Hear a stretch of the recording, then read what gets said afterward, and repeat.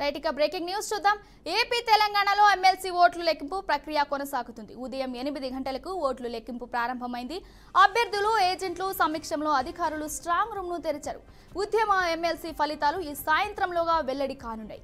పట్టుభద్రుల MLC ఫలితాలు రావడానికి మాత్రం 2-3 రోజుల సమయం పట్టే అవకాశం ఉంది. ఫిబ్రవరి 27న ఏపీ తెలంగాణలో ఎమ్మెల్సీ ఎన్నికలు జరిగాయి. ఏపీలో 2 పట్టుభద్రుల 1 ఉపాధ్యాయ ఎమ్మెల్సీ స్థానాలను ఎన్నికలు జరిగాయి. తెలంగాణలో 1 పట్టుభద్రులు 2 ఉపాధ్యాయ ఎమ్మెల్సీ స్థానాలకు ఎన్నికలు జరిగాయి. ఏపీలో 3 ఎమ్మెల్సీ స్థానాలు బరిలో 70 మంది అభ్యర్థులు, తెలంగాణలో 3 ఎమ్మెల్సీ స్థానాలు బరిలో 99 అభ్యర్థులతో పోటీ పడ్డారు.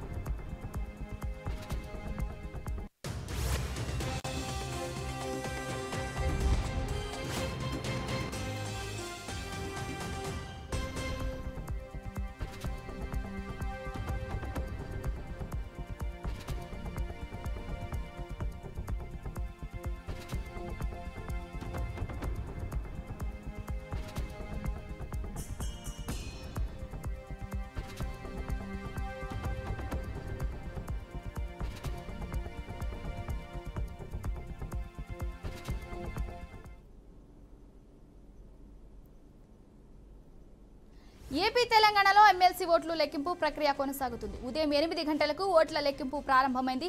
అభ్యర్థులు ఏజెంట్ల సమక్షంలో అధికారులు స్ట్రాంగ్ రూమ్ ను తెరిచారు. ఉపాధ్యాయ ఎమ్మెల్సీ ఫలితాలు ఈ సాయంత్రంలోగా వెల్లడి కానున్నాయి. పట్టుభద్రుల ఎమ్మెల్సీ ఫలితాలు రావడానికి మాత్రం 2-3 రోజుల సమయం పట్టే అవకాశం ఉంది. ఫిబ్రవరి 27న ఏపీ తెలంగాణలో ఎమ్మెల్సీ ఎన్నికలు జరిగాయి. ఏపీలో 2 పట్టుభద్రుల 1 ఉపాధ్యాయ ఎమ్మెల్సీ స్థానాలకు ఎన్నికలు జరిగాయి. తెలంగాణలో 1 పట్టుభద్రులు 2 ఉపాధ్యాయ ఎమ్మెల్సీ స్థానాలకు ఎన్నికలు జరిగాయి. ఏపీలో 3 ఎమ్మెల్సీ స్థానాలు బరిలో 70 మంది అభ్యర్థులు, తెలంగాణలో 3 ఎమ్మెల్సీ స్థానాలు బరిలో 90 మంది అభ్యర్థులు పోటీ జరిగాయి.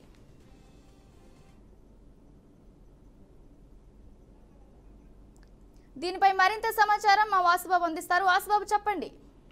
రైట్ తరుణి, ఏపీ తెలంగాణలో ఎమ్మెల్సీ ఓట్ల లెక్కింపు మొదలైంది. ఉదయం 8 గంటల నుంచి ఓట్ల లెక్కింపు అయితే ప్రారంభమైంది. అభ్యర్థులు ఏజెంట్ల సమక్షంలోనే అధికారులు స్ట్రాంగ్ రూమ్ ను తెరిచారు. ఉపాధ్యాయ ఎమ్మెల్సీ ఫలితాలు ఈ రోజు సాయంత్రంలోగా అయితే రానున్నాయి. కానీ పట్టభద్రుల ఎమ్మెల్సీ ఫలితాలు మాత్రం రావడానికి 3 రోజుల సమయం పట్టే అవకాశం ఉంది. కాబట్టి ఫిబ్రవరి 27న ఏపీ తెలంగాణ మొత్తం రెండు తెలుగు రాష్ట్రాలకి కలిపి ఎమ్మెల్సీ ఎన్నికలు అయితే జరిగాయి. ఏపీలో 2 పట్టభద్రులు 1 ఉపాధ్యాయ ఎమ్మెల్సీ స్థానాలకు ఎన్నికలు జరిగాయి. అదేవిధంగా తెలంగాణలో 1 పట్టభద్రులకి 2 ఉపాధ్యాయ ఎమ్మెల్సీ స్థానాలకు కూడా ఎన్నికలు జరిగాయి. ఏపీలో 3 ఎమ్మెల్సీ స్థానాలకు బరిలో మొత్తం 70 మంది అభ్యర్థులు నిలబడినా సరే ఎక్కువగా ఎవరైతే ఈ కూటమి అభ్యర్థి తరపు నుంచి పోటీ చేస్తున్న ఆనపాటి రాజేంద్ర ప్రసాద్ గానీ, అటు పీడీఎఫ్ అభ్యర్థి అయిన ఎమ్మెల్సీ లక్ష్మణరావు తరఫున వీళ్ళిద్దరి మధ్య ఎక్కువ పోటీ నెలకొందని చెప్పి అందరూ ఆసక్తిగా ఎదురు చూస్తున్నారు. మొదటి విడతలోనే ఎవరైతే విజయం సాధించాలంటే అటు కూటమి అభ్యర్థి అవనండి, ఇటు ఉపాధ్యాయులకు సంబంధించి పీడీఎఫ్ అభ్యర్థులని ఎవరైనా ఇద్దరిలో మొదటి విడతలోనే విజయం సాధించాలంటే పోలైన ఓట్లలో సగానికి పైగా ఓట్లు ఒక అభ్యర్థికి రావాలని అధికారులు అయితే చెప్తారు.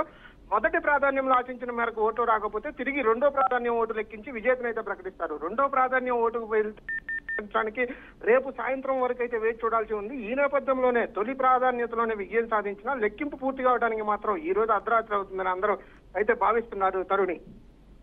Okay right, thank you.